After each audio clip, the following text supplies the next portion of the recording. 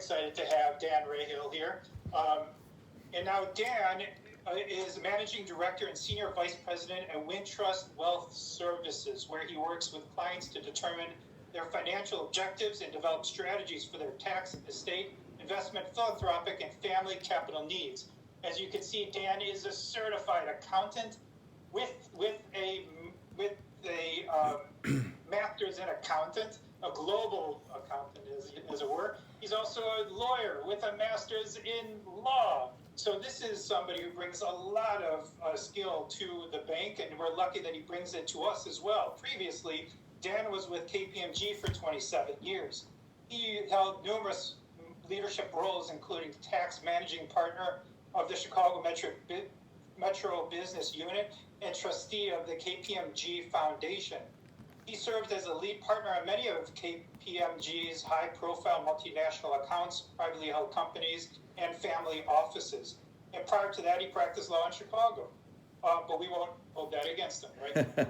So now he's published, often published and quoted in publications including the Chicago Tribune, Chicago Business, and he's been out front on this matter in particular, the Main Street Lending Program. So I'm very pleased to have Dan on this call. And without further ado, Dan, can I turn the program over to you? Yes, you can. By the way, if you, little note, you are welcome to chat your questions. Also, I'll watch to see if you want to raise your hand. We have about 33 people on the call, only about 60 signed up today. So if you do raise your hand, we will go through the chats, and then I will also call on people raise their hand. Keep your questions short. Okay, Dan, off to you. Okay, great. Thanks, Josh, for the great introduction. Hello, everyone. I think I look a little bit different today than the picture you just saw, but these are COVID times. I'm talking to you at the moment from 231 South LaSalle Street, just a few blocks from Josh's office at the corner of LaSalle Street in Jackson at the Wintrust banking facility here. And as Josh said, my background is mostly up until a year ago in public accounting and law, and I've made the transition now at this point in my career to the banking world and Wintrust, and it's been a great ride so far. I really enjoy it. So let's talk about the Main Street Lending Program and give you a little bit of background.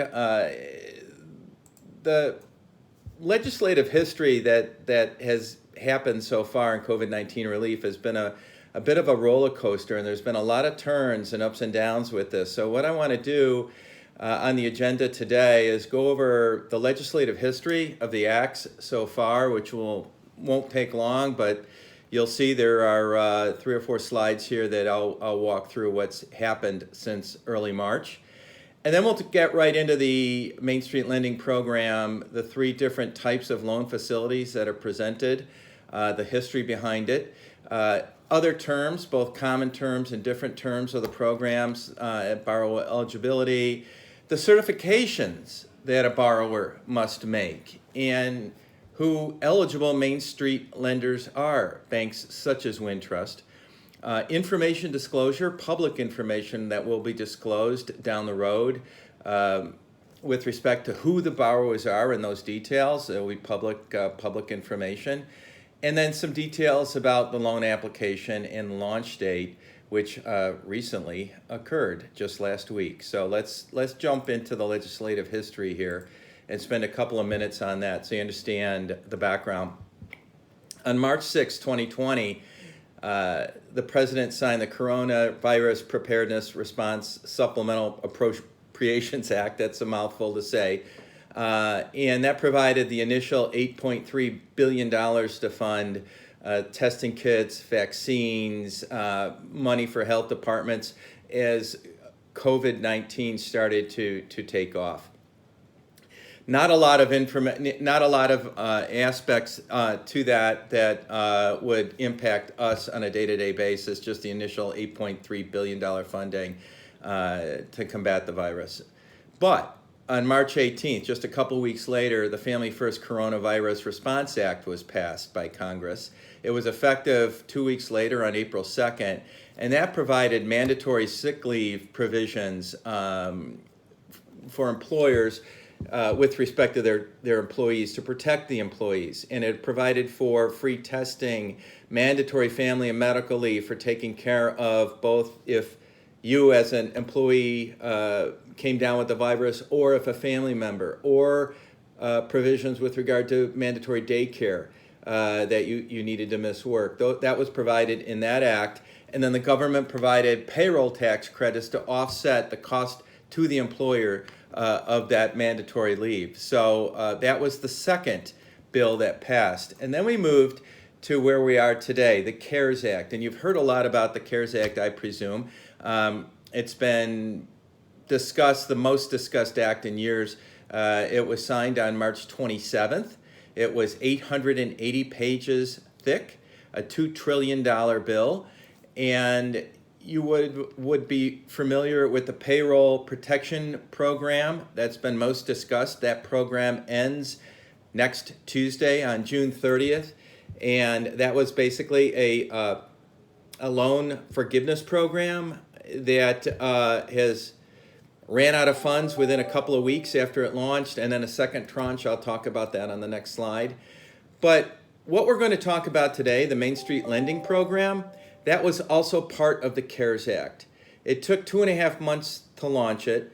It's just beginning now, but there is not loan forgiveness in this program. This is a true lending program, not quite as attractive as the Payroll Protection Program, but yet it is available to a different sector of businesses as well, larger businesses, not just businesses with less than 500 employees.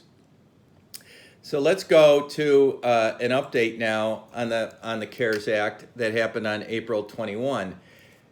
You saw initially on the last slide, the initial money that went into the program was $377 billion for both the PPP program and the EIDL program. EIDL stands for Economic Injury Disaster Loans, and that's basically a $10,000 forgiven loan as part of the program that's administered by directly by the SBA as well. The PPP program was administered by the banks such as Wintrust. So on April 21st, we fast forward, the government had run out of money very, very quickly in the PPP program, so they provided an additional $310 billion. There is still money available in that program today. Wintrust, we have funded $3.5 billion worth of loans at Wintrust through that program. We're still taking applications through 5 o'clock on Friday. So, if you do have a Wintrust account and talking to your Wintrust banker, you better hurry up. And the program sunsets on June 30th. With respect to, let's move forward a little bit to now specifically talking about the Main Street Lending Program. And for those of you who would still like information on the PPP program or any other CARES provisions I previously talked about, I've written articles on each of those acts, and I'd be happy to email them to you if you reach out to me after this program. My email address is on the very last slide, and we'll go over that later. So, the Main Street Lending Program. We fast forward from the passage of the CARES Act to April 9th, when they announced the program, and that was established to purchase up to $600 billion in loans from eligible lenders, again, lenders such as Wintrust, lending to small and medium-sized businesses. So a different targeted population of businesses than the PPP program. On April 30th, the Fed, and I'll be referring to the Fed throughout this discussion. The Fed meaning, and who is administering this program is the Federal Reserve Bank of Boston. They selected the Federal Reserve Bank of Boston to administer the Main Street Lending Program. So that's why at the end of the slides too, I'll have a reference to the Main Street or to the Fed website. You'll see yourself immediately transported to the Boston Fed website. They're the ones running this program. So what happened on April 30th, 2020?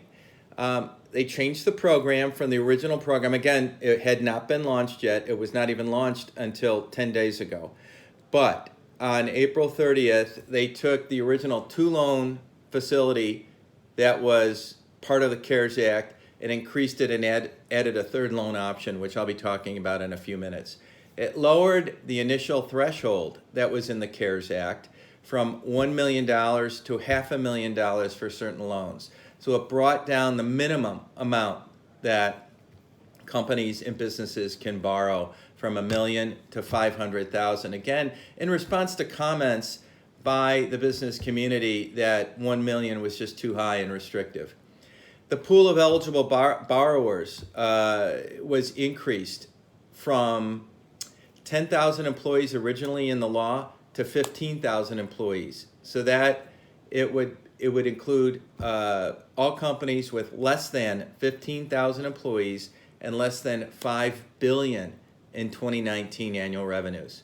So again, they upped it from 10,000 employees and $2.5 billion in annual revenues to bigger sized companies, 15,000 employees now and $5 billion in revenue is the upper end of borrowers in this program. All the way down to very, very small companies. It clarified the affiliation rules, which were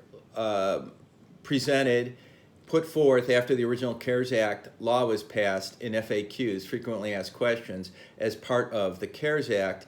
They promulgated very defined affiliation rules. Those now apply as of April 30th to the Main Street program as well. And I'll go over what those are. Certain businesses that were ineligible for a loan under the Paycheck Protection Program, such as private equity funds and venture capital funds, are also ineligible for a loan under the Main Street program. But I also have a slide that clarifies how they can tap into the program later on, so stay tuned for that. Private equity firm could access the program, but it's going to be limited. Now we fast forward to May 27th, and you see a lot of changes as this evolves, this program.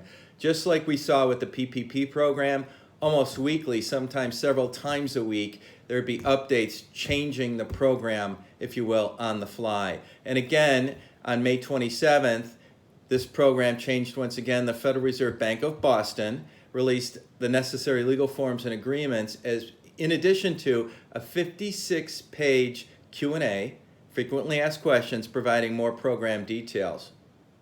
That 56-page Q&A is now 66 pages, and if you can see me on the screen right here on above, I have a copy of it here. This just came out Sunday night, 3 days ago. On June 8th, so May 27th, the FAQs were presented on June 8th. The Fed published revised term sheets and updated FAQs, again, updating the prior FAQs to allow more small and medium-sized businesses to be able to receive support in the program. And it changed several important terms in the program itself. And these include, again, lowering the minimum loan size from $500,000 to $250,000 for certain loans. And I have a chart coming up that will show you the 3 loan programs and what the details are.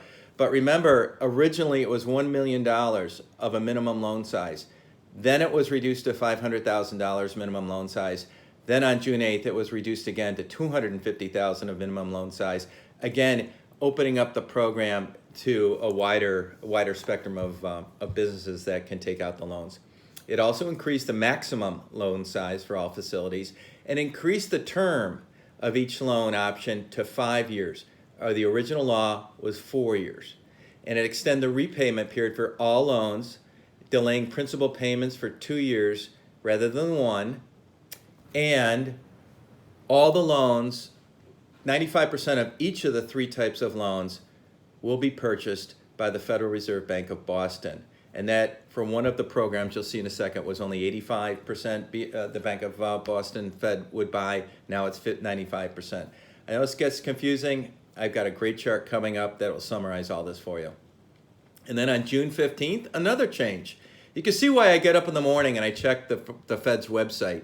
On June 15th, the Fed launched this program. And they offered it inviting lenders to register so they can offer loans immediately. Our bank, Wintrust Bank, just started the application process this past Monday. So Wintrust Bank will be one of the lenders in the program. And we are working on the application right now. Lenders can register using the Fed's lender portal. And once they are registered, they're encouraged by the Fed to make loans to for-profit firms immediately. It also addressed not-for-profits. There will be a program for not-for-profits on June 22nd. The window closed. They had a 1-week comment period asking for comments on how the program should be structured for not-for-profits. That has not yet been announced ultimately, and it hasn't been launched, but it will be. So stay tuned if you're a non-for-profit. And finally, on June 20th, just a few days ago, the FAQs were updated once again. All 3 prior FAQs were now obsolete. If you have copies of them, throw them in the garbage or your shredder. Now there is one set of FAQs that are on the website that incorporate all the frequently asked questions from the prior ones. This is the chart that's probably the most important chart in my PowerPoint today. And this is actually originally issued by the Fed. So you can see across the top, there are 3 types of loan programs that I was referring to. Originally, there were only 2, and this was expanded in the announcements by the Fed to a third. They added the Priority Loan Program, which is the center column here of the 3 loan programs. So let's talk about it. There is the Main Street New Loan Facility in the first column, the Main Street Priority Loan Facility in the second column, and the Main Street Expanded Loan Facility in the third column. And you can see there are some common terms, but there are also some differing ones. The term for all of them is 5 years. And as I said, that just recently, a few weeks ago, was increased from 4 years. The minimum loan size, as I just said in the prior slide, was decreased to $250,000 for the first 2 types of loans. The new loans and the priority loans are $250,000. Expanded loans are much larger loans. They're $10 million minimum. These are loans, expanded loans, that currently exist with the bank, and a business would just like to increase the amount of that borrowing, and it would fall under this program. The maximum loan size in the next line for new loans is $35 million. For priority loans is $50 million, and for expanded loans is $300 million. So again, 3 different loan programs with 3 slightly different terms, and you can pick and choose which one you want to apply for. But you can only do one. You can only do one Main Street program, so it would require some thought and going through some analysis as to what's the best fit for your business. The risk retention on the next line, it's only 5% by the banks. 95%, once the loan is papered, will then be purchased by the Fed. So the Fed will own 95% of the loan, and the Wintrust Bank, for example, would own 5%. The principal repayment, again, this recently changed as well, and it is now consistent for all 3 loan programs. The principal is deferred for the first 2 years and will be repaid in years 3 to 5, 15%, 15%, 70%. So a bit of a balloon payment there on the back end at the end of year 5, right? And it's consistent for all 3. But interest payments won't be deferred for 2 years like principal. They'll only be deferred for 1 year. And what's the rate on these loans? On all 3 loans, it's LIBOR plus 3%. So you as a business can decide, based on your risk profile, where you think you can borrow at today. But in talking to a lot of our bankers and credit analysts, LIBOR plus 3% is actually a very good rate for a business that needs the money. So let's talk about, I have one slide here which is going to summarize each of the 3 programs again that I just talked about.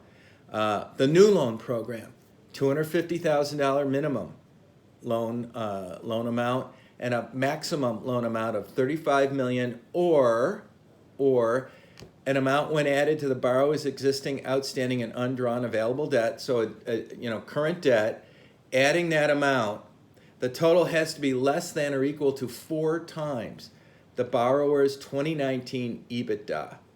EBITDA, earnings before interest, taxes, depreciation, and amortization. All right? So if you're unfamiliar with EBITDA, it's a term generally used, frequently used, commonly used in mergers and acquisitions activity, as well as in any time you as a business are taking out any sort of loan, any sort of debt. They're going to look at earnings before interest, taxes, depreciation, and amortization. And the FAQs that I referred to go into some detail as to how EBITDA is computed. The principal repayment, I said earlier, will be deferred for 2 years in all 3 loan programs and then be repaid 15%, 15%, and 70% over the last 3 years, and interest is deferred for 1 year. With regard to the methodology on EBITDA, it must be the methodology that a particular lender has previously used when extending credit to an applicable borrower or similar borrowers on April 24th, 2020. And again, there is more detail on that in the FAQs. New loans may not, at the time of origination and during the term of the loan, be junior in priority in bankruptcy to the borrower's other unsecured loans or debt instruments. So that is the new loan program. Let's talk about the priority loan program, which was added after the original CARES Act was passed. This has the same minimum amount as the new loan program, $250, but a higher maximum principal amount of $50 million, or again, an EBITDA, in this case, equal to 6 times the borrower's adjusted 2019 EBITDA. Previously, the new loan program was 4 times. This one is 6 times the borrower's adjusted EBITDA, so a larger amount can be borrowed under the priority loan program. Interest and principal paid off the same way, EBITDA computed the same way. Priority loan, there are some differences with this type of loan with regard to ranking versus other loans that you have as far as priority and security. And in this program, a difference is the borrower may, at the time of the origination of the loan, refinance existing debt owed by the borrower with a lender that is not eligible lender under the Main Street program. That aspect was added as part of the FAQs after the original passage of the program. And finally, the third program, the big program I call it, the expanded loan program. The minimum loan that can be taken out under this program is $10 million, and the maximum is $300 million, or an amount when added to existing debt is less than or equal to 6 times the borrower's 2019 EBITDA. Same repayment terms on both the interest and principal, as well as the rate, LIBOR plus 3%. To be eligible for this type of upsizing loan, the existing term loan or revolving credit facility must have been originated on or before April 24th, 2020, and have a remaining maturity of at least 18 months. The lender may extend the maturity of an existing loan or revolving credit facility to satisfy this 18-month requirement because, again, it has to have 18 months or more remaining at maturity. This new loan program, then, is a 5-year program. At the end of upsizing, and at all times, it must be senior in ranking with regard to other debt on the books. Dan, Yeah. Could I jump in real fast? This Yeah. is Josh. So since it is bought 95% by Fed, will the bank still take collateral for the loans? Yes. And in fact, the very last bullet point on 17, the next bullet point that's coming up, the lenders can require borrowers to pledge additional collateral or secure an expanded loan as a condition of approval. So we'll go over the collateral in a second. New and priority loans may be either secured or unsecured. And these decisions on what's required is going to be made by the bank, not the Fed. So this goes through a normal bank lending program. The Fed is simply going to purchase 95% of the loan after it's written by the bank. So the bank will run it through its normal loan credit process, again, conforming to the terms that are on the screen right here. Do we One have? other question. Okay. If they had losses in 18, but then they did have the requisite EBITDA in 19, is that ultimately it's ultimately on the bank that's lending whether they're going to loan? It really comes down to whether the bank and their Right. own credit decisions would loan. Yes, it totally comes down to the bank. The FAQs and the law dictate, certain terms that the bank has to comply with. However, the lending decision and the credit decisions are purely with the bank. And so looking at the EBITDA in 2019, looking at the history prior to 2019, going back to 2018, the bank would go through its normal procedures to the lending. Now, taking into account, the bank is only going to ultimately retain 5% of the loan, so the risk is greatly reduced to the bank. But the bank will go through its normal lending protocols. So, Thank you very much. Okay, thanks. So let's go to some other terms in the program. I've just gone through one slide each on each of the 3 loan programs. Let's talk about some other terms. All 3 loans have the same interest rate, which will be subject to an adjustable interest rate on 1 or 3-month LIBOR plus 3%. I was on a call this morning. I know, and the Fed has acknowledged in its FAQs, it specifically addressed this point, that LIBOR will be going away for, as a generally used loan benchmark after 2021. So 12/31 of end of 2021, LIBOR will be replaced. It could be replaced by the prime rate. It could be replaced by certain Treasury rates tied to Treasury. That hasn't been fully decided yet, but it will be going away, and there's a transition period now between that and that. The Fed actually has acknowledged that. For ease of administration of this program, they are going to retain the LIBOR rate in the program at LIBOR plus 3%. So I just wanted to get that out there, that if anybody is attuned to the fact that LIBOR is going away, it was addressed by the Fed, and they did make an announcement on that and how that will work. Amortization of the loan programs, again, deferred for 1 year on interest, no payments of interest and principal due during the period. Principal will be deferred 2 years. Unpaid interest during that first year will be capitalized. And addressing the secured versus unsecured issue, the question that just came up, new loans and priority loans may be either secured or unsecured. That will be a decision made by the bank on each individual loan. It could go either way. For an expanded loan, the biggest loans, they must be secured if the underlying loan is secured. So if the current loan that is being added to is currently secured, then an expanded loan must be secured. All right, and sharing, if there is a loss, it would be shared on a pro rata basis between the Fed and the bank itself.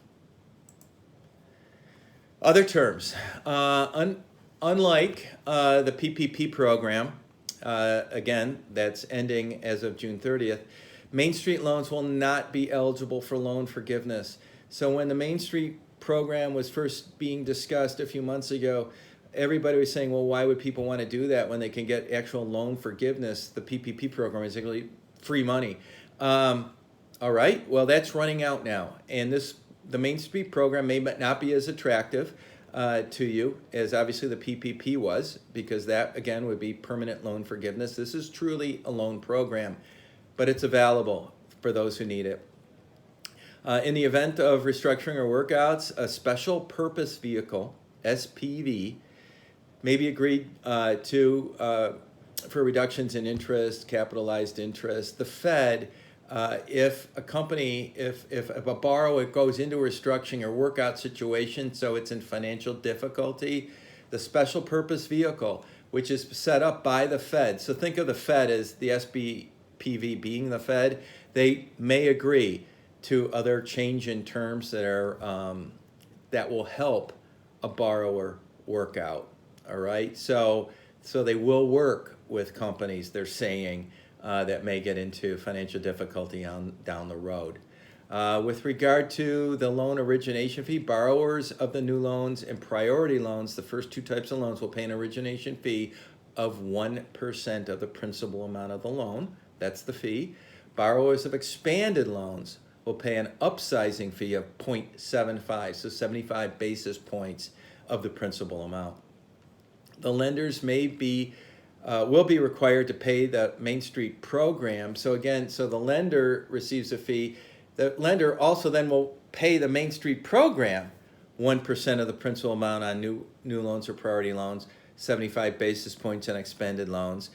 And that fee, that additional fee, may be passed on to the borrower, but the bank can elect to do so. So it'd be interesting to see how that works out. Again, it's just taking off now, so we don't have any history yet. For example, Wintrust has not written any of these loans yet. Our application is still in with the Fed for approval, so it's not yet gone live here at Wintrust. I don't know what other banks might be live at this point. And the Main Street program will cease operations on September 30th of 2020. So just a little over 3 months from now, this program will shut down unless it's extended by the Fed. Now you're going to see, with regard to the PPP program, which ends next Tuesday, let's see whether, and there's, by the way, quite a bit of unused money in that program right now. We'll see what happens to that money after the program ends on Tuesday, June 30th, and whether they will open it up for any sort of additional borrowing or not. I would not be surprised because of so many changes that have happened so far. Borrower eligibility, we talked about it in very early on. 15,000 employees or fewer, and 2019 revenues of $5 billion or less. How do you count your employees? Full-time, part-time, seasonal, or other employees are counted, excluding volunteers and independent contractors. How are revenues computed? It's either if you have 2019 GAAP audited financial statements, or what do you report on your tax return to the IRS?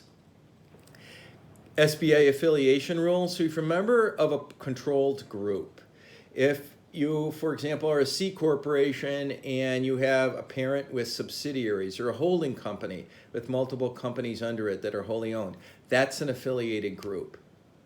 And common ownership under the rules that the SBA applies, or common control rules. They get quite specific, and you can look back to the PPP program where they were defined and enumerated and discussed on what constitutes control, voting control, ownership control. But suffice it to say, at a high level, the affiliation rules, if you are part of a controlled group, you have to aggregate that group to determine the amount of employees and revenues. So you add them all together. An organization must have been created prior to March 13th, 2020, and be in good standing before the COVID-19 crisis to be eligible. And it must have significant operations in and a majority of employees based in the United States.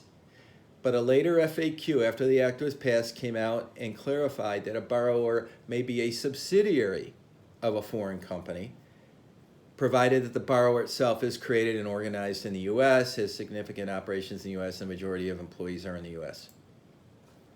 Borrower eligibility. Okay, just went over that slide. Okay, here we go. Eligibility continued. Must not be an ineligible business as modified and clarified on the April 24th SBA regulations for purposes of the PPP. Ineligible businesses, hang on just a second, I made that, there, I'm making it smaller. So the ineligible businesses are life insurance companies, banks, most government-owned entities cannot take out a Main Street loan. Airline carriers that received special support under the CARES Act are also ineligible, so you can't double dip with Main Street and what you otherwise receive under the CARES Act. However, you can, under the CARES Act, receive both a PPP loan, a Paycheck Protection loan, and a Main Street loan. So you can have both types of loans. Businesses will only be eligible under the Main Street program to obtain one type of loan. So you can only get one loan. So of the three, you can only get one loan per affiliated group. And businesses must not participate in the Fed's primary market corporate credit facility, which will purchase corporate bonds from eligible issuers. Private equity firms. I said early on I would dedicate one slide to this because I've gotten a lot of questions from lenders on private equity firms and whether they can participate. And no, a private equity fund cannot participate. However, a portfolio company within the fund can be eligible if it meets all of the criteria, including the affiliated companies test.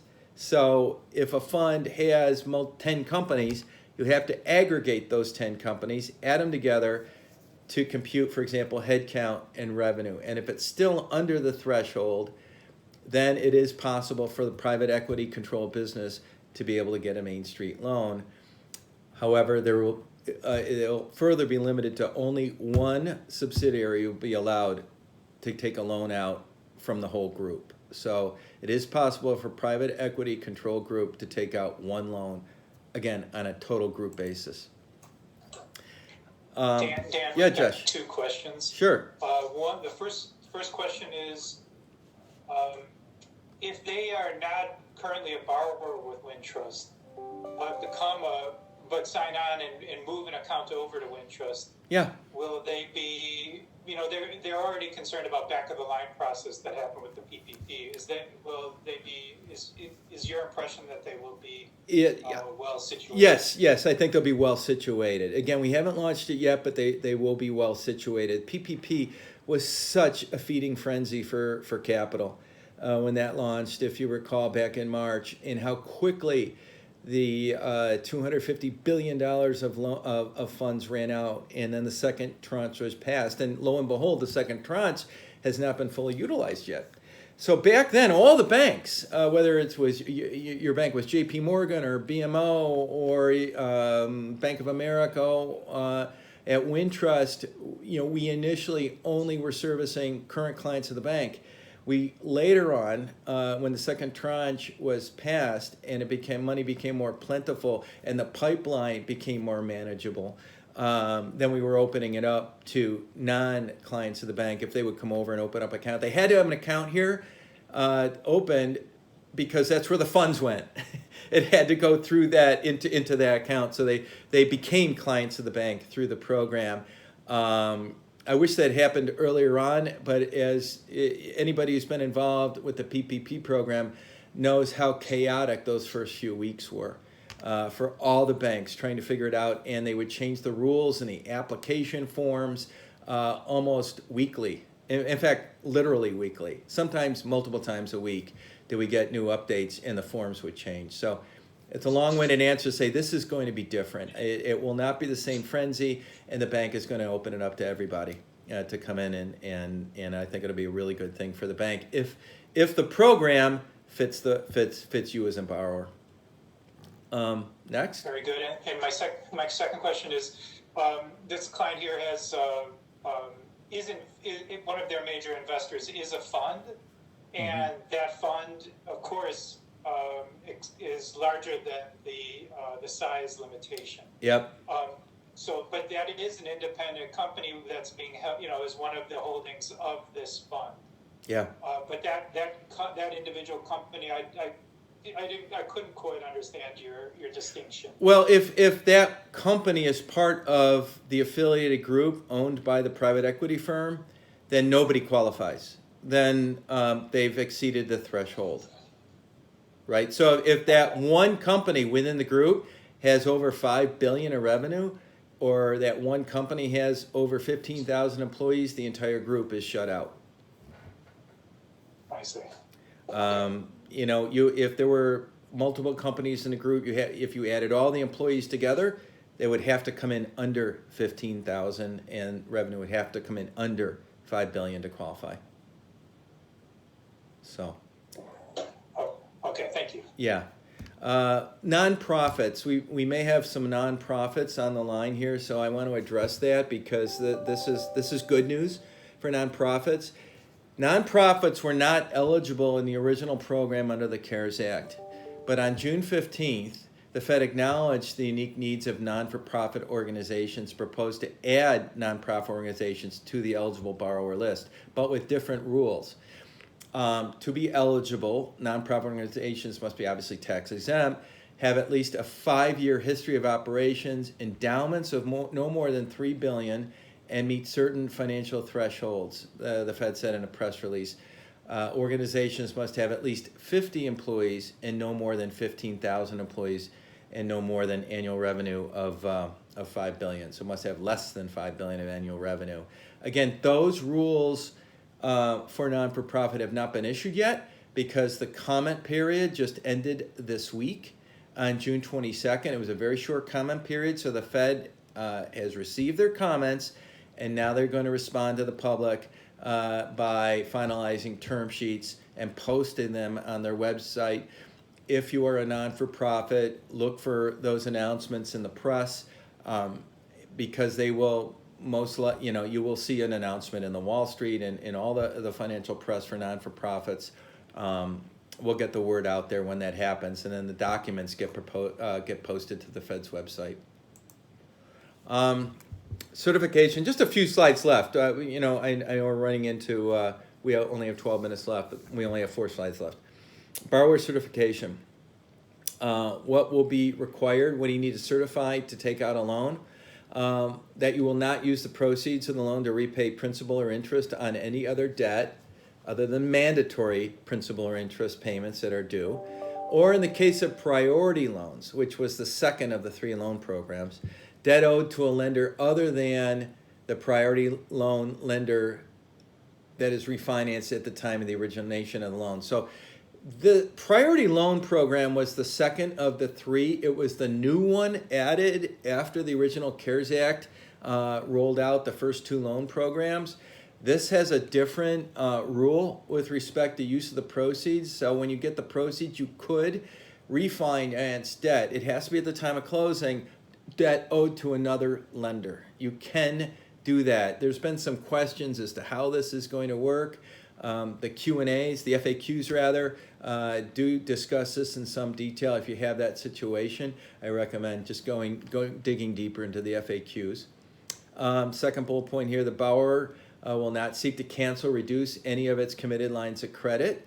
And again, the FAQs address that. On May 27th, FAQs, now part of the final, the current FAQs that are currently on the website, added safe harbor items for both early repayment and debt cancellation provisions. So, I suggest you just go right to the website and take a look at the FAQs for those details. Some additional certifications. The borrower has to have a reasonable basis to believe that as of the time of the taking out of the loan, and after giving effect to the amount of the loan on your balance sheet, you have the ability to meet your financial obligations for the next 90 days. And you do not expect to file for bankruptcy during that period. So you have to have a reasonable basis. Now, who's going to determine if it's a reasonable basis? It's going to be the bank. Because you're going through the bank's lending process and credit review process. You need to borrow, you will certify that you will follow all the compensation, stock repurchase, and capital distribution restrictions that apply to the programs. And the FAQs added, though, here's an exception to the restrictions on use of the cash. If you're an S corporation or other pass-through entities, you can make distributions for your shareholders or partners to pay their taxes. Generally, S corporations almost always have to make quarterly dividend distributions to the shareholders for quarterly tax payments because the income flows through to the owners. And that's an exception. That's okay. That's good. That you continue to do that. And compensation restrictions. These are interesting. For officers of the borrowers that make over $425,000 in 2019, you may not, blah, blah, blah. There's additional restrictions on that. The FAQs have those restrictions for officers that made over $3 million in 2019, there are further instructions as to, requirements as to what they can be paid to get the loan. Stock repurchase and capital distributions prohibitions. I referred to this a little bit in the prior slide. Borrowers with direct loans cannot, absent a waiver from the Fed, until 1 year after the Main Street program is no longer outstanding, engage in stock buybacks. I've actually been asked that question by a potential borrower who wanted to take out a dissident shareholder. Can they or can't they use Main Street money to do that? And the answer based on this is no, not until 1 year after the Main Street loan program is outstanding. You cannot make dividends or other capital distributions, with the exception of the S-corps that I just talked about. And the FAQs provide additional details. The distributions will be subject to annual reconciliation, so much like the IRS, they can come in and audit you to see if you're compliant or not. Another final certification is you're eligible to participate in the program in compliance with other prohibitions. And within the PPP program, we have these same prohibitions in the CARES Act. The President of the United States, the Vice President of the United States, and other senior members of government are not allowed to take out these types of loans. I call that the Nancy Pelosi inserted provision. And then the final couple certifications here. We have 6 minutes to go, so we'll have a few minutes left for Q&A. Oh, by the way, I want to correct something here. Oh, it's coming up at the next slide. Okay, slide 27. Should make reasonable efforts to minimize, to maintain your payroll during the time of COVID, and good faith efforts as part of the FAQs, and that makes total sense. That's what the program's for. I want to correct one bullet point on this slide, since I wrote this slide before the May 30th FAQs. And I've rewritten this entire program, and I missed one, and that's in the middle here. The chart earlier says that new expanded loans, the bank will retain a 5% share of all three types of loans. This slide's incorrect. I didn't change it. One of the changes that was made to the program on May 30th was removing the 15% requirement of retention of priority loans. All loans can be 95% of all loans can be sold to the Fed, and the originating bank will retain 5% of each loan. The chart early on in this program is correct. Strike 15% on the middle of the slide. That should be a 5%. And then some other terms, payment, servicing. The Main Street program will pay lenders, the bank, 25 basis points of the principal amount of the loan per annum for loan servicing. So again, the loan will continue to be serviced. The Fed will not be servicing these loans. The bank will be. Your bank will be servicing the loans, and the Fed will pay 25 basis points of the loan principal to your local bank to pay them for servicing the loans, the use of their computers, their credit departments, the maintaining of the paperwork, etc. The Fed will be reimbursing the banks for that. And lenders are expected to conduct an assessment of each potential borrower's financial condition at the time of the application. That's a given. That's the normal credit review process. It will go through that normal lending process. Information disclosure, just like is being talked about quite a bit in the press right now for the PPP program. Similar situation here with the Main Street program. The Fed will disclose down the road information regarding the Main Street loans during the operation of the program, including information regarding names of lenders and borrowers, the amounts borrowed and the interest rates charged, 3% plus LIBOR, and overall costs, revenues, and other fees of the program. The Fed will also disclose publicly information concerning, 1 year after the effective date of the termination of the authorization of the program. So, the program is destined to sunset on September 30th of this year, so 3 months from now. But after the program is over, and it's a 5-year program, names and identifying details of each participant, the amount borrowed, the interest rate, and other information. So again, the termination of the program, the effective date, and it will terminate in 3 months on September 30th. And then information will be available by the Fed to post. The loan application, we're just about done here. We'll issue a loan participation agreement forms. All these forms are on the Fed's website. And updates are on the front website. And I give a link here, which you can click on once you get the PowerPoint from Josh. This will take you right to the website, and all the forms are here. And there are a lot of forms, including the current FAQs that may answer questions. The FAQs have 4 pages, a very detailed index here in the table of contents, and you can find a lot of answers there just by quickly going through the index and finding what your topic is. And with that, I'd like to open it up. Josh, we have a few minutes if there are any further questions. That was fantastic, Dan. I appreciate it. So one of the questions was substantively the difference between a new loan program and a priority loan program. In addition to the priorities being larger, there is no advantage one to the next. It really is just what basket the bank puts it in. Yeah, well, there are.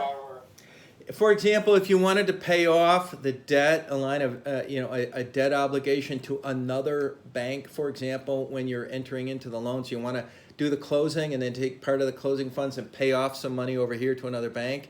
Only the priority loan can do that. A new loan cannot.